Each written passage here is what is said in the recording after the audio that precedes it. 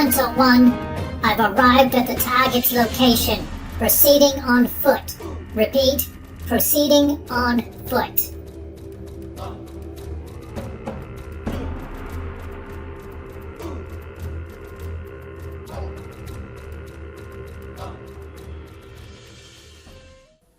Hello and welcome to Spooky Tales with Steve the Cat, the place where filmmakers have their life's work critiqued by an animated talking cat.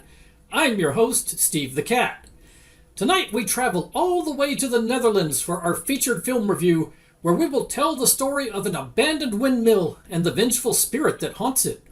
We'll get to that in a minute, but first we're going to check in with our friend Crimson Meerkat, who is still in West Virginia, searching for our missing friend Malcolm Fluffosaurus. Hey Meerkat, can you hear me? Yes, Steve, I hear you loud and clear. Hello, ladies and gentlemen. I am Crimson Meerkat, expert in all things alien and conspiratorial, and I am coming to you live from a dark, haunted cave deep in the Appalachian Mountains, where I have been for the entire winter break, by the way, because the showrunner didn't get this storyline wrapped up before the end of last season.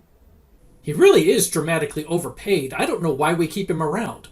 I think it has something to do with opposable thumbs and opening a snack cabinet. Anyway, I am here in the mountains looking for my friend Malcolm Fluffosaurus, who was abducted by aliens way back in Season 3, who, for some reason, left him up here in the mountains after they finished with him. I'm here with Guinevere, who's working the camera, and Chip, a local guide I've hired to help with my search. They're not the only ones here, mate. What the hell? Who are you and what are you doing here? The name's Nigel Carruthers, bounty hunter and part-time pastry chef. I've been hired by Helen Trash Panda to serve you with a summons to appear in court. Consider yourself served. For those of you keeping score at home, Helen Trash Panda used to be an attorney for PBDC, but now she's representing Malcolm's mother in a wrongful death lawsuit against PBDC. Meerkat's trying to find Malcolm so we can prove he is alive and get the case dismissed. Well, that's all over now, mate. Consider yourself served. You need to come back with me to the States so we can take your deposition. What exactly do you mean by served? Are we about to have a dance battle like in that episode of South Park? Nah, mate, we don't have the animation budget to do something like that.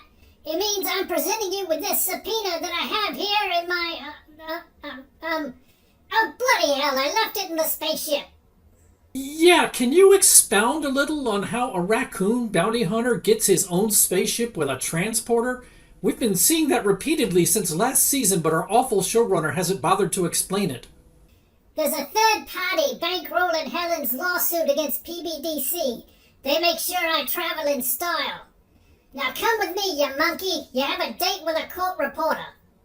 I'm not coming with you. You haven't actually served me with anything. Oh, come on. Are you seriously going to make me look foolish on live television? It's kind of a tradition around here. All right, fine. I didn't want to do this, but you've left me no choice.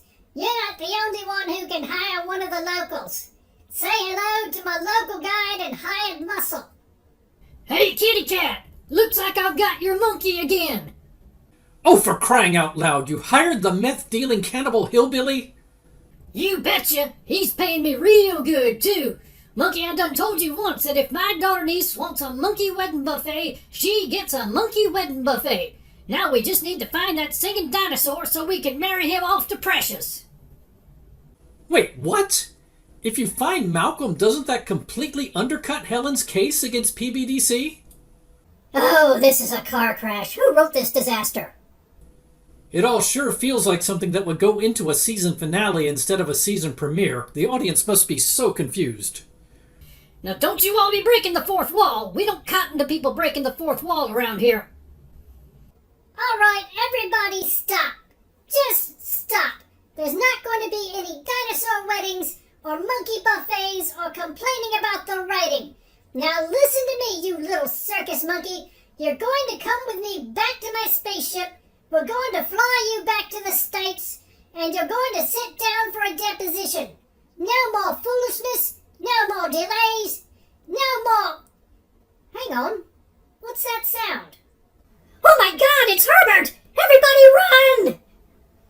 Now this is exactly what I was talking about. No more foolishness, no more silly antics, no running around, no wasting time. Now introducing yet another character, Just Stop. You people are the most ridiculous thing I've ever encountered in my life. And if I live to be 100, I'll never... Wait! Ah!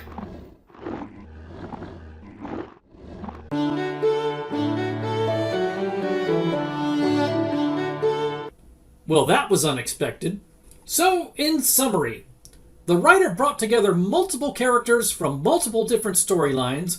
Then instead of resolving the conflict, he Dea es Machina'd the whole thing with a cave monster. Rest in peace, Nigel. We'll have to check back in with Meerkat another time after he's finished running for his life. But now that we've lost Meerkat's signal and given the latecomers time to join the live watch party, it's time to get down to the business of horror movies. Thank you so much for joining us. We're really glad that you're here. Now grab your popcorn and have a seat because here we go.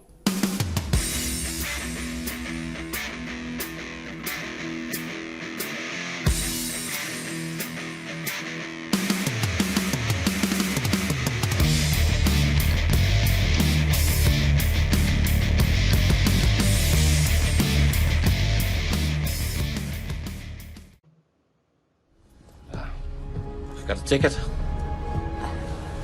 It's in my bag. Doesn't matter, doesn't it? Always room for one more sinner, eh?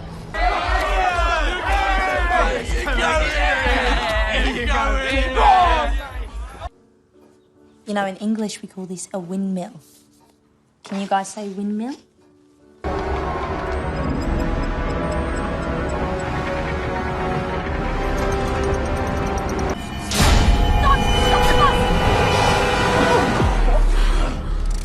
What is it? It's an official document, a warrant for a death penalty of Miller Hendrick.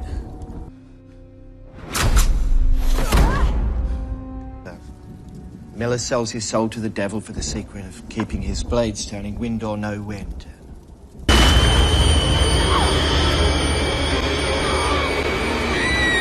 And then one day, a local discovers a tooth in his bag of flour and he realizes who's responsible for the spate of disappearances in the area.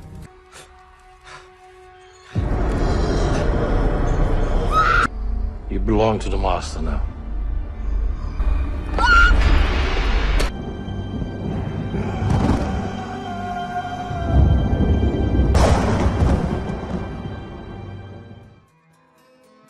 Let's get into our featured film review for the evening. We're going to talk about this film. It is called The Windmill, or if you prefer, it is called The Windmill Massacre.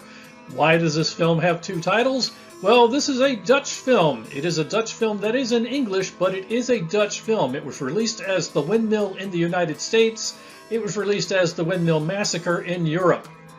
Either way you look at it, this is a supernatural slasher horror film that was released in the year 2016. It was directed by Nick Jongerius, and the cast includes Charlotte Beaumont, Bart Cleaver, and Patrick Ballady.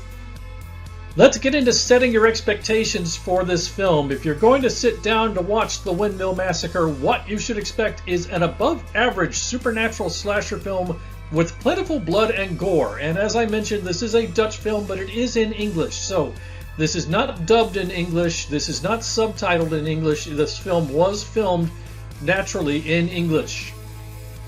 If you like Friday the 13th, you might like The Windmill. If you like Hellraiser, you might like The Windmill. You could probably throw Jeepers Creepers in there. If you are a fan of Jeepers Creepers, you'll probably like The Windmill.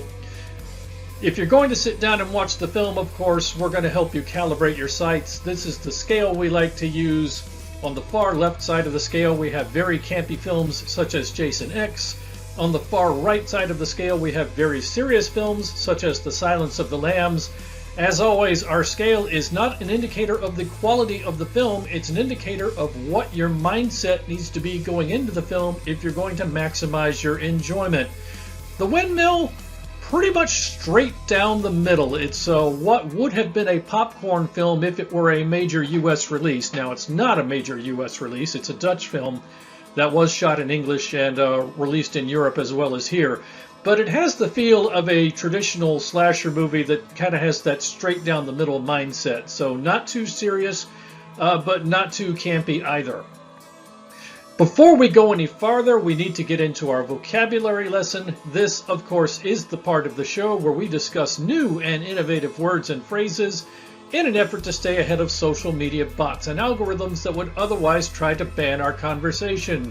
We've got two terms this week. They're both review terms from earlier episodes, so it's probably a good time to bring them back. Our first term is Christmas treeing.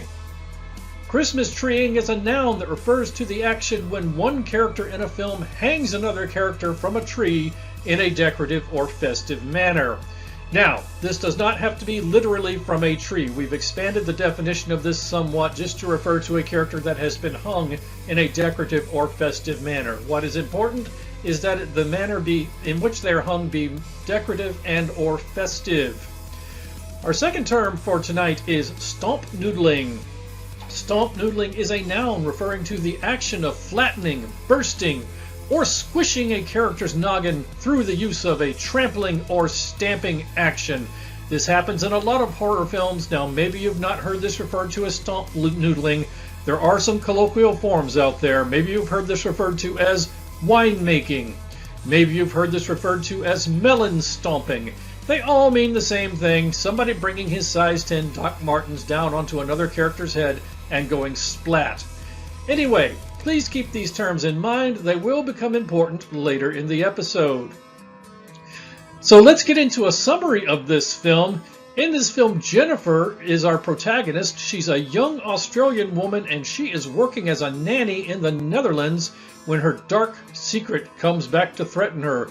Ooh, what is her dark secret? Well, you'll have to watch the film to find out what her dark secret is. Anyway, hoping to get out of town quickly after her dark secret comes back to threaten her, Jennifer lies her way onto a tour bus headed out to the countryside because she is just trying to get out of town. Now, Jennifer is not finished advancing the plot for us because once she is on the bus and once the bus gets out into the sticks, Jennifer suffers a vision while on the bus, panics, and causes a chain of events that ends with the bus becoming stranded in an unpopulated rural area. So in that respect, kind of like that Jeepers Creepers movie with everybody trapped on the school bus. Unable to call for help because they are out in a rural area and they don't have any bars, the tour group takes shelter in a nearby abandoned windmill to at least have shelter from the elements. One by one, after doing this, the tour group members are revisited by their own dark secrets. And not only that, they're also visited by a demonic miller who is seeking to deliver a bloody punishment. This brings us to our villain profile for the week. Our villain is Miller Hendrick. And there you see Miller Hendrick. He's not very attractive. Miller Hendrick belongs to the supernatural slasher class, and he falls under the Dutch variety. We've not done any Dutch films on this show before. We have done Norwegian films, but this is our first film from the Netherlands. Miller Hendrick's special powers include strength, stealth, and the ability to create and utilize demonic visions to lure and confuse his victims. His signature weapon is, well, he doesn't have a signature weapon. He uses multiple weapons throughout the film, and he uses multiple techniques throughout the film. But if you had to call one of the weapons a signature weapon, he does primarily prefer a large scythe. And now a word from our benevolent overlords at PBDC TV, your nightly heartbeat of horror. You are found guilty of witchcraft.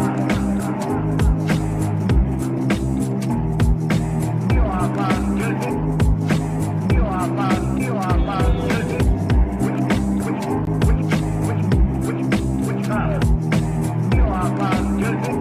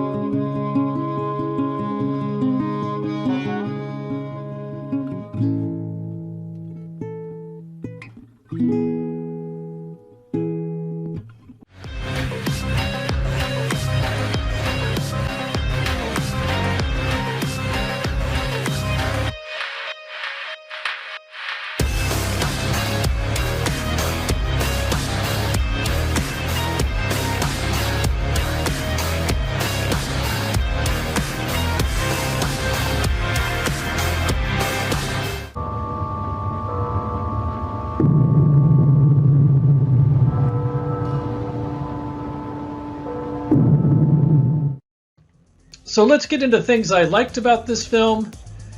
Right off the bat, the production values are better than many of the slasher films available online. The film looks like a competent feature film, and if you've watched enough horror movies, particularly streamed enough low-budget horror movies on a source like Tubi, you know what I'm talking about. There's the films that just look very amateur, look like they're independent films, and you have this one that is an independent film but doesn't really look like an independent film. It looks like it was done by a major studio. The story is interesting, if somewhat predictable. Most of the kills are interesting, and the practical special effects are fairly good. Now, most of the blood and gore is done with practical special effects. There are some CGI special effects for other things, and they're kind of meh. But the practical special effects are not bad. They're not the greatest in the world, but they're not bad. And finally, the tour group is a mixed bag of some likable characters and some intentionally unlikable characters. But all of them are competently acted, and most of them have some depth, so you learn about all the characters on the bus as the film goes on. Finally, I enjoyed the twist at the end. I'm not going to tell you what the twist at the end consists of, but just know that there is a twist at the very end of the film, and I did like it. Of course, it's a film about a windmill and a demonic miller. Things could have been better. Right off the bat, the film is largely formulaic and predictable. That's par for the course with a lot of slasher films, so you can't hold that against it too much, but it's not going to set the world on fire in terms of originality. The pacing feels a little bit slow in the middle. The beginning of the film flows really well, the end flows pretty well, the middle feels a bit slow. The film tries to give some depth and backstory to each character, like I mentioned, but because there is a large cast, some characters feel underdeveloped. And that's just an artifact of having a large cast and a film that's only an hour and a half long. Jennifer is the protagonist / final girl, as we mentioned on the previous slide, but because she is a flawed character, it can feel like there are no good guys in this film. That may or may not bother you. That's a matter of taste. Although most are decent, a few of the special effects are subpar. Mainly some of the CGI effects are not that well done when they involve fire, let's put it that way. And finally, some of you might not like the final twist at the end. Now, I liked it just because it was something different. It is definitely something different from the traditional formula, but you might not like it. So that's a matter of taste. Anyway, let's get to Steve's scorecard for this film. Right off the bat, we have kills. I counted an even dozen kills, 12. Bare breasts, drum roll please, and none. It once again is not that kind of film. Denogginings, how many people lose their melon in this movie? Well, I counted 1. Possumings, how many people are flattened by a moving vehicle in this film? Again, I counted 1. In Stumpinatings, how many limbs are lost? I counted 2. Fish hookings, I counted 1. Fish hookings is pretty much self-explanatory. Christmas treeings, our vocabulary term from earlier, I counted 2. Stomp noodlings, our other vocabulary term from earlier, I counted 1. And finally, burning down the house, which again ought to be pretty self-explanatory what that means, I counted 2. But that is not the extent of your enjoyment of The Windmill. If you sit down to watch The Windmill, you also will be treated to a number of bonus features, such as a Japanese toothpaste commercial star sighting. Yes, it's all very exciting for the tourists from Japan. You get bus flipping action. And where you have bus flipping action, you might also expect bus sinking action. Yes, the bus flips and lands on the side of a lake and eventually ends up sinking into the lake. You get hemophilia action. Yes, one of the characters is a hemophiliac, and that is a plot point throughout the film. You get Killer Miller action. Pretty much mentioned that earlier, but I wanted to say Killer Miller. You get petrol stealing action. For those of us in the United States, that's gasoline. You get blood-powered windmill action. Yes, a lesser-known part of the green energy revolution is the blood-powered windmill. You get a caveman-style beatdown. And that is all. So, Steve's final score for this film, we're going to give it 2.5 paws out of 4. We're going to say this is an above-average supernatural slasher film, hampered in part by uneven pacing and predictability. It's better than many of the free films available to stream on services such as Tubi, and it's worth watching if you're in the mood for a slasher film, but I would not build an evening around it. So I would call this a good, not great film. If you like slasher films, you'll like this film, but you won't necessarily say, wow, that's one of the greatest things I've ever seen. I want to go back and watch it again.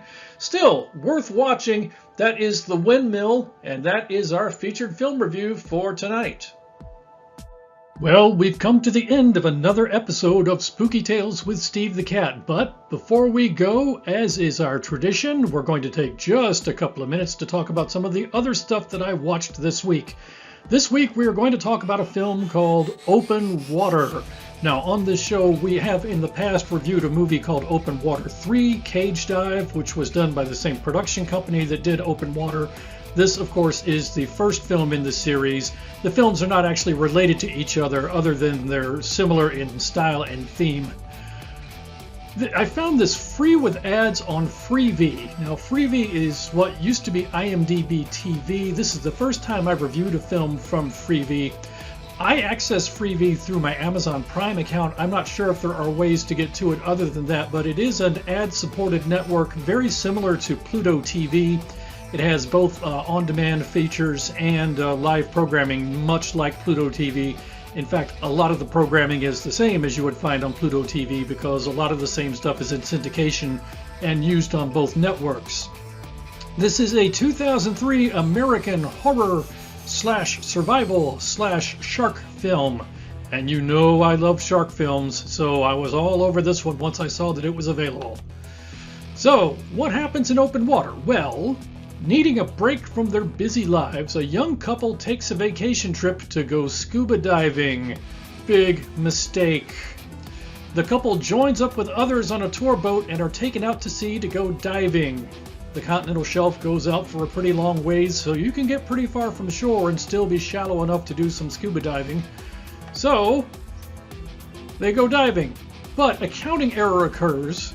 The crew mistakenly concludes that everyone is aboard the boat, but the couple is still submerged underwater. Well, you can see where this is going. The dive boat leaves, stranding the couple in open water. So they come to the surface, the boat is gone, they have no idea what has happened or why they've been left. They do know that there are sharks circling, and they are wondering, will they be rescued before the sharks begin to close? So let's talk about what I liked and didn't like about this film. First of all, right off the bat, it's a low-budget film that manages to build tension throughout the second half. It's not the biggest budget film in the world. I think this was shot for slightly over $100,000. It made $55 million at the box office, so it was a highly profitable movie. But it does at times look kind of low budget. And when I say low budget, it's in that it makes good use of stock footage in places, but does feature some nice underwater footage in other places. So it's not low budget in that the scenes look bad. It's low budget in that some of the movie is quite obviously stock footage that has been repurposed. Now, on the pro side, this film is reasonably well acted, and it competently builds up the suspense, so you'll be getting on the edge of your seat towards the end of the film. On the con side, at the end of the day, there's just not that much to it. It's just two people in the water. If you need a lot of action or a kill count that's higher than a couple, you need to look elsewhere. Overall, this is worth watching if you're in the mood for a survival/shark film. If you have a fear of the water, this film will work for you very well. I enjoyed this film. I enjoyed Open Water 3, which we reviewed a couple of seasons ago. So I recommend this one. Found it free with ads on Freevee. That is Open Water, and that is other stuff I watched this week. Well, that brings us to the end of another episode of Spooky Tales with Steve the Cat. Thank you so much for joining us. We're glad you're here. Now, if you did enjoy the show, please check us out on social media.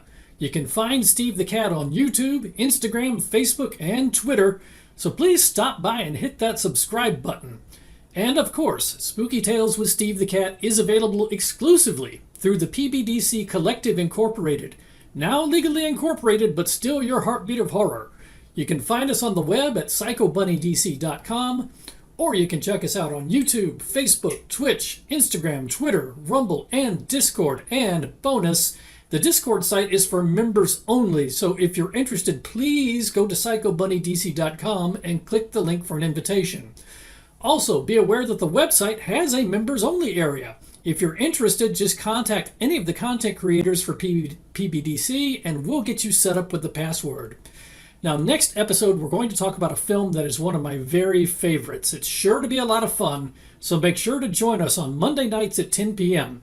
Now, just as a side note, we're now on every other week, alternating Monday nights with Ghoul Radio. So join us next week for Ghoul Radio, and we'll be back with a new episode of Spooky Tales the following week. That's all for now, so until next time, thank you for joining us, and have a great week. Good night, everybody.